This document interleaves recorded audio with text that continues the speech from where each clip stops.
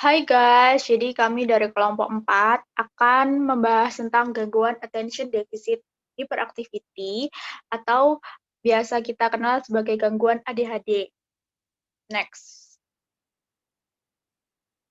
Ini anggota dari kelompok 4, saya Pramesti Ardelia, NPM 2224, akan membahas tentang definisi gangguan ADHD. Next. Apa sih gangguan ADHD itu?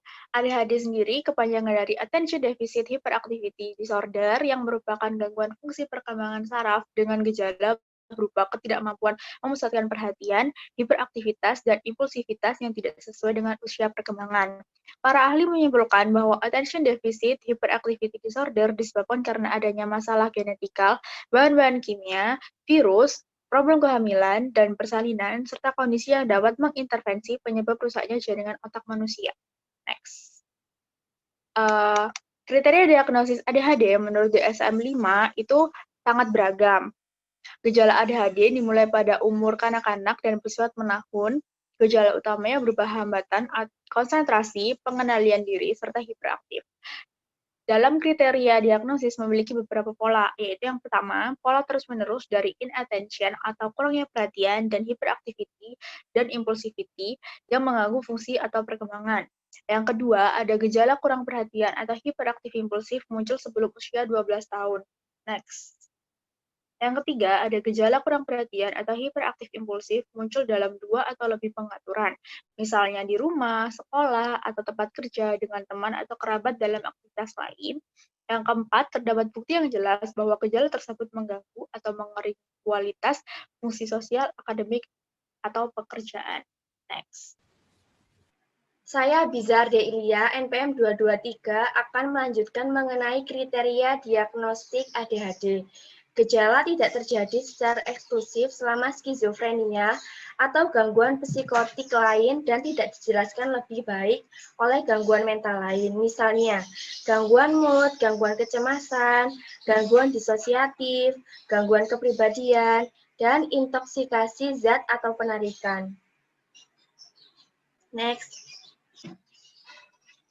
Nah, di sini terdapat aspek diagnosis ADHD. Aspek penting gangguan pemusatan perhatian atau hiperaktivitas yang dikenal sebagai ADHD adalah pola kurangnya perhatian dan atau hiperaktif yang terus-menerus, impulsif yang mengganggu fungsi atau perkembangan. Nah, dalam hal ini hiperaktivitas berarti aktivitas motorik yang berlebihan, seperti seorang anak yang berlari-lari.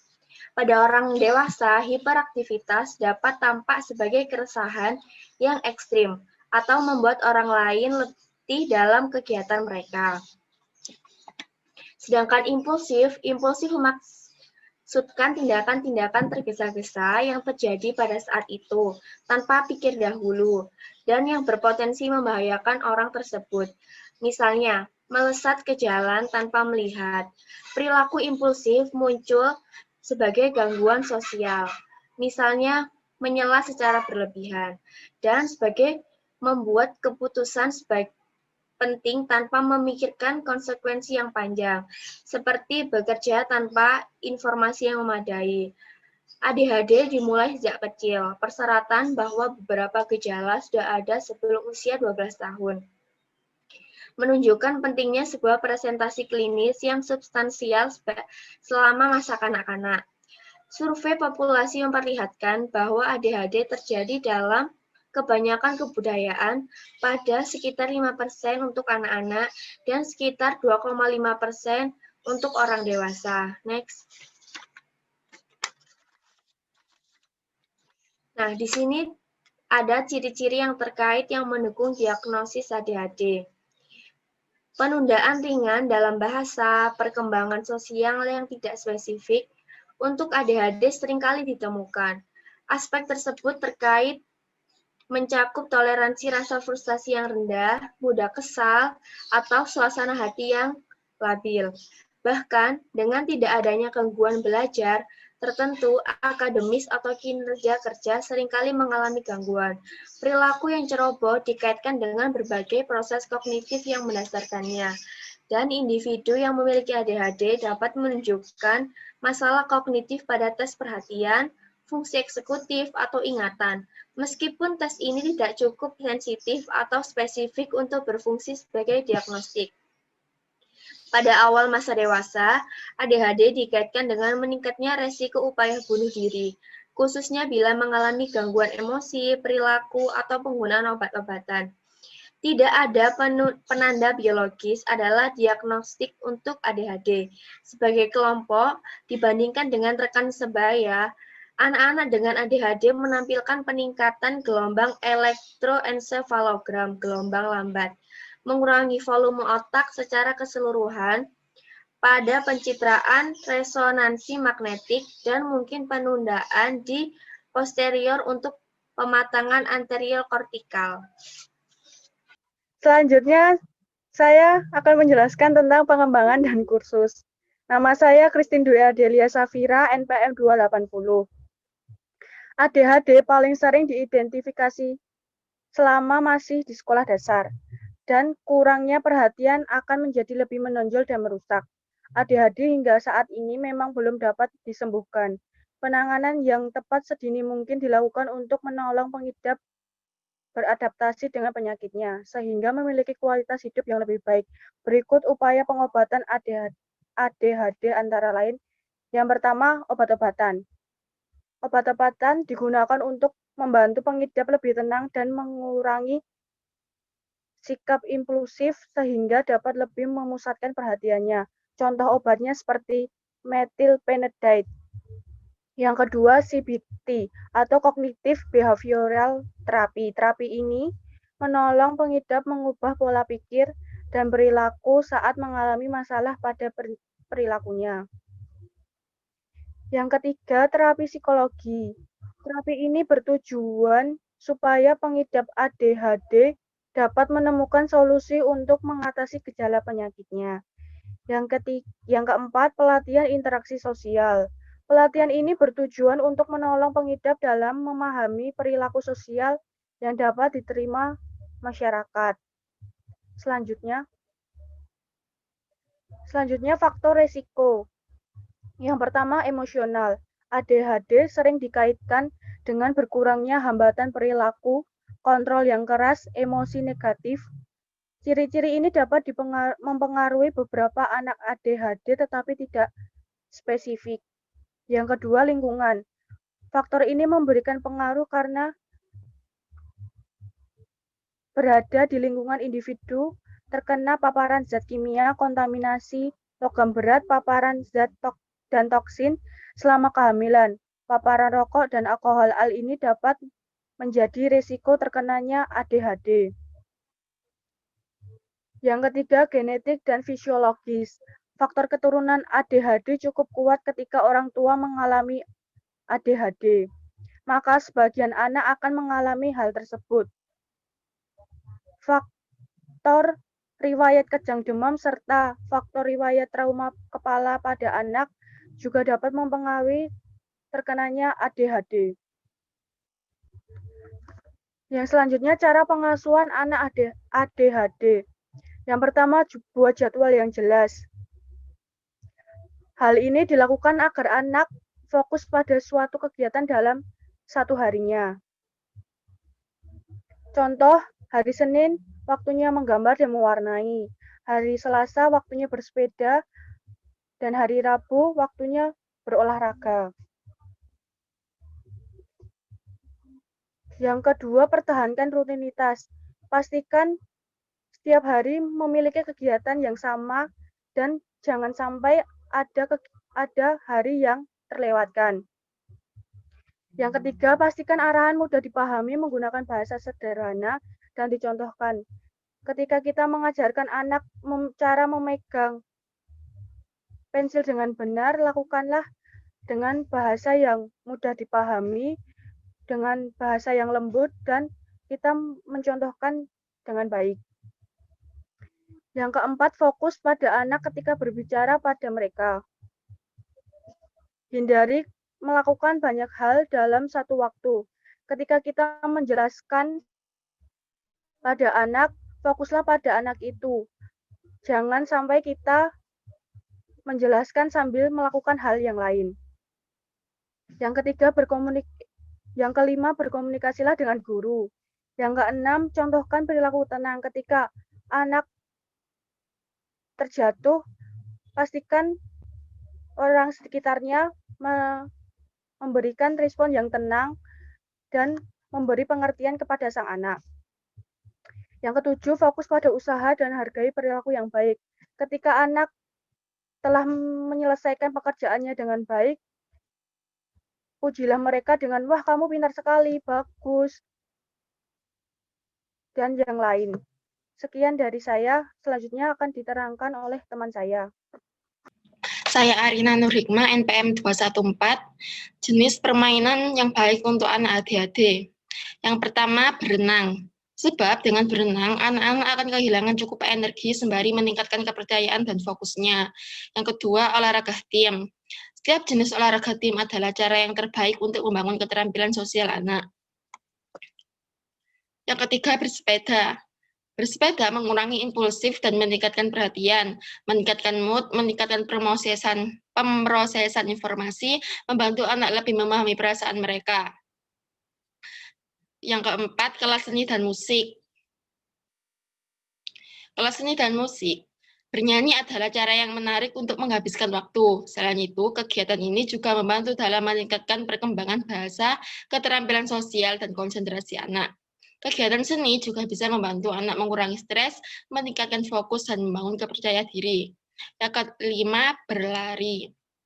Berlari melibatkan gerakan konstan dan menghabiskan energi. Ini akan memberi anak rasa berprestasi dan menenangkan pikirannya. Yang terakhir, permainan meja atau papan akan mengajarkan anak untuk bergiliran dan fokus. Selanjutnya, masalah yang terkait dengan budaya dan gender. Anggapan kalau ADHD hanya bisa dialami oleh anak laki-laki itu tidak benar.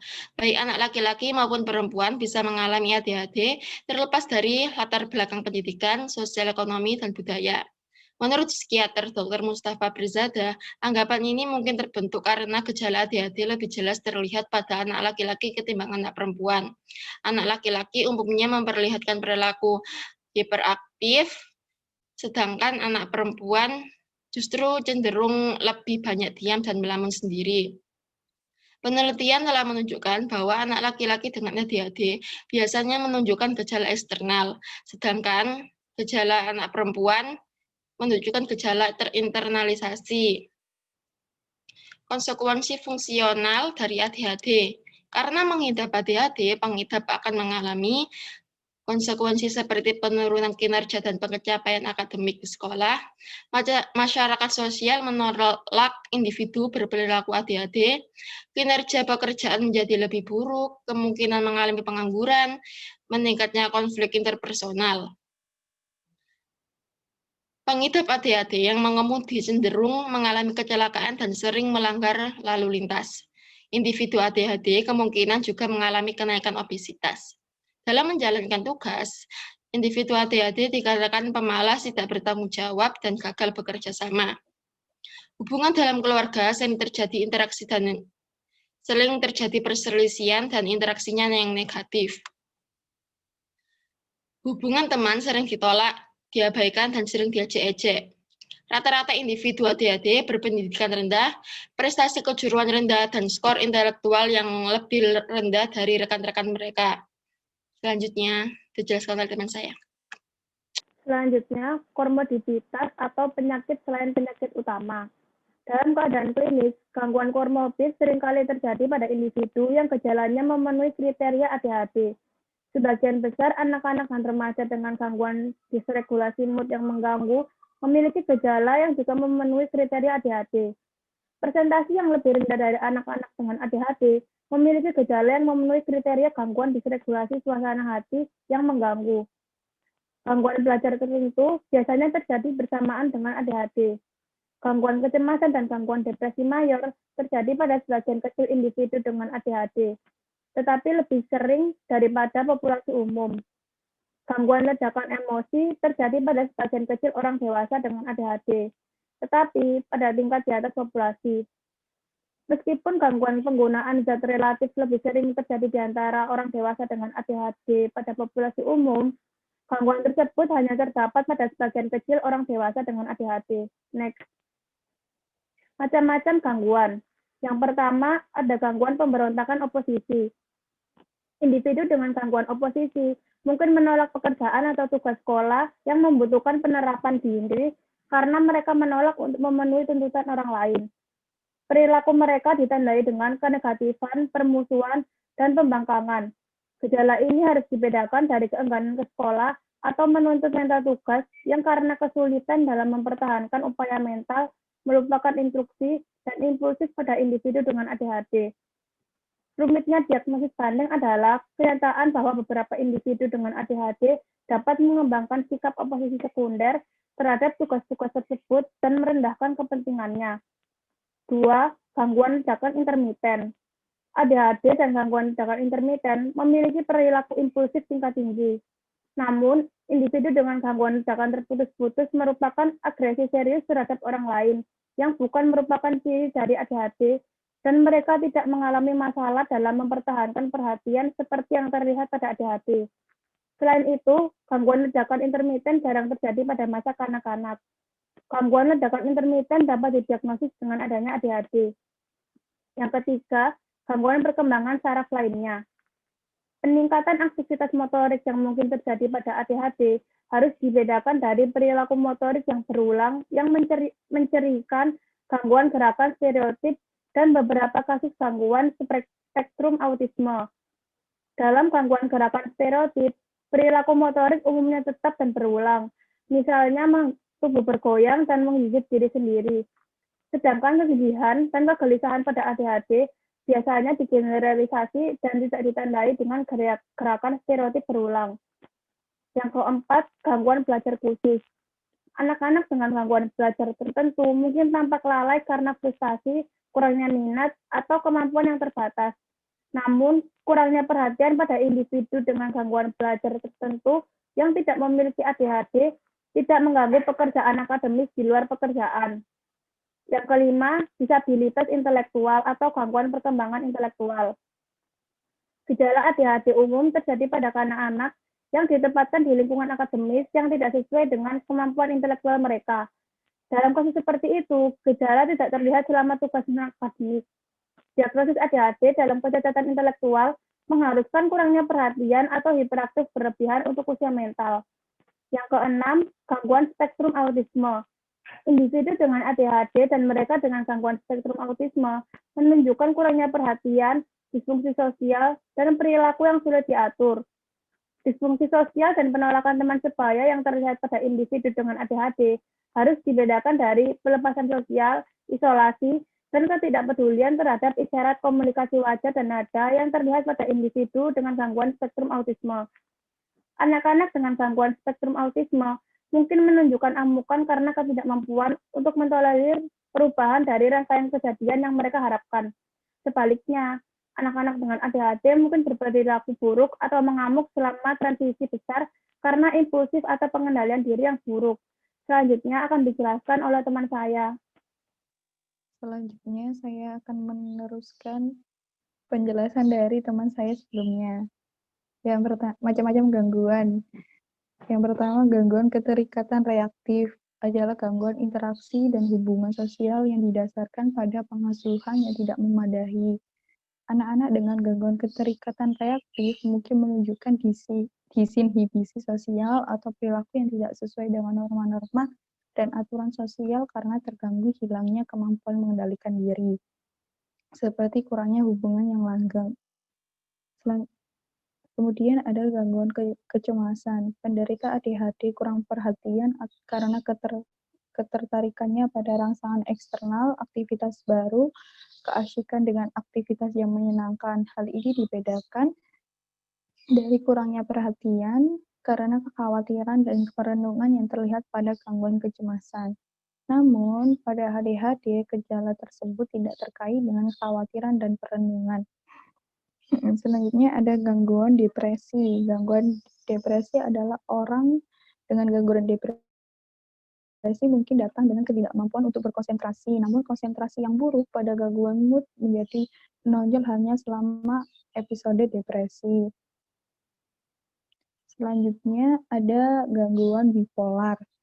Individu dengan gangguan bipolar mungkin mengalami peningkatan aktivitas konsentrasi yang buruk dan peningkatan impulsif, tetapi ciri-ciri ini bersifat episodik atau pada rentang waktu tertentu yang terjadi beberapa hari pada sewaktu-waktu. Pada gangguan bipolar, peningkatan impulsivitas atau kurangnya perhatian disertai dengan suasana hati yang meningkat, kemegahan, dan ciri-ciri bipolar spesifik lainnya. Gangguan bipolar jarang terjadi pada remaja, bahkan ketika lekas marah dan amarah yang parah menonjol. Sedangkan ADHD umum terjadi pada anak-anak dan remaja yang menunjukkan kemarahan dan lekas marah yang berlebihan. Kemudian ada gangguan disregulasi suasana hati yang mengganggu. Gangguan disregulasi suasana hati yang mengganggu ditandai dengan sifat lekas marah yang meluas dan intoleransi dari frustasi, tetapi sikap impulsif dan tidak teratur. Namun sebagian besar anak dan remaja dengan gangguan tersebut memiliki gejala yang juga memenuhi kriteria ADHD. Dan kemudian gangguan penggunaan zat. Dari gangguan penggunaan zat mungkin bermasalah jika gejala ADHD muncul pertama kali setelah penyalahgunaan atau penggunaan yang sering. Next. Selanjutnya ada gangguan kepribadian. Gangguan kepribadian pada remaja dan orang dewasa. ADHD mungkin sulit dibedakan dari gangguan kepribadian karena gangguan ini cenderung memiliki ciri-ciri disorganisasi, gangguan sosial, disregulasi emosional, dan disregulasi kognitif. Namun ADHD tidak ditandai dengan rasa takut ditinggalkan, melukai diri sendiri, atau ciri-ciri gangguan kepribadian lainnya. Mungkin diperlukan observasi klinis yang diperpanjang atau riwayat rinci untuk membedakan perilaku impulsif untuk membuat diagnosis banding. Selanjutnya ada gangguan psikotik. ADHD tidak didiagnosis jika gejala kurang perhatian dan hiperaktif secara eksklusif selama gangguan psikotik. Selanjutnya ada gejala ADHD yang diinduksi obat. Gejala kurangnya perhatian hiperaktif atau impulsif yang disebabkan oleh penggunaan obat-obatan seperti bronkodilator, isoniazid, neuroleptik yang mengakibatkan akatisia, yaitu perasaan otot yang bergetar, gelisah, dan tidak dapat duduk diam, didiagnosis sebagai gangguan terkait zat yang ditentukan atau tidak diketahui.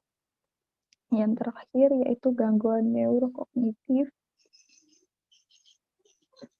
tidak diketahui terkait dengan ADHD, tetapi mungkin muncul dengan gambaran klinis yang serupa. Kondisi ini dibedakan dari ADHD dengan onsetnya yang terlambat. Selanjutnya akan dijelaskan oleh teman saya. Selanjutnya, saya akan menjelaskan tentang contoh kasus dari gangguan ADHD. Yang pertama yaitu identitas subjek dengan berinisial I, berjenis kelamin laki-laki, berusia 9 tahun, beragama Islam, suku bangsa Minang, pendidikan dari SD Negeri Karawang, dan alamatnya yaitu Karawang, Jawa Barat. Next. Keluhan dari kasus tersebut yaitu yang pertama, 1, sering tidak masuk sekolah dan nilai-nilai menurun. Yang kedua yaitu I sulit untuk berkonsentrasi dan sering lupa menaruh barang miliknya. Next. Kesimpulan dari kasus tersebut yaitu dari kondisi I yang telah ditinggalkan ayahnya sejak berusia 1 tahun dan belum kembali sampai sekarang. Lalu ayah dan ibu I kemudian bercerai dengan alasan suami yang kabur tanpa kejelasan. Dan dari tahap perkembangan periode prasekolah dan masa kanak awal yaitu pada usia 3-6 tahun, yaitu saat I tidak dimasukkan sekolah TK oleh ibunya sehingga mengakibatkan kemunculan sikap dan tingkah laku yang cenderung hiperaktif dari I. Tingkah laku tersebut ditunjukkan saat I bermain dengan teman-temannya I selalu membuat kegaduhan dengan melompat-lompat, berlari-lari, dan memanjat-manjat tanpa kontrol seakan-akan digerakkan oleh mesin. Dibandingkan dengan teman-teman sebayanya, I senang bergerak dengan aktif di dalam ruangan dan terangsang untuk menyentuh dan memanipulasi semua benda dengan sesuka hati. Kemudian kondisi tersebut sangat mengganggu pendidikan I di sekolah, yaitu I sangat sulit untuk menyelesaikan tugas kelasnya. I selalu berbuat kesalahan dan ceroboh dalam melakukan pekerjaannya, sehingga nilai-nilainya pun menurun. Sering tidak mengerjakan pekerjaan rumah yang diberikan kepadanya, dan diperlukan pengulangan beberapa instruksi supaya I bisa menyelesaikan tugasnya. Dan I juga bermalas-malasan untuk berangkat ke sekolah.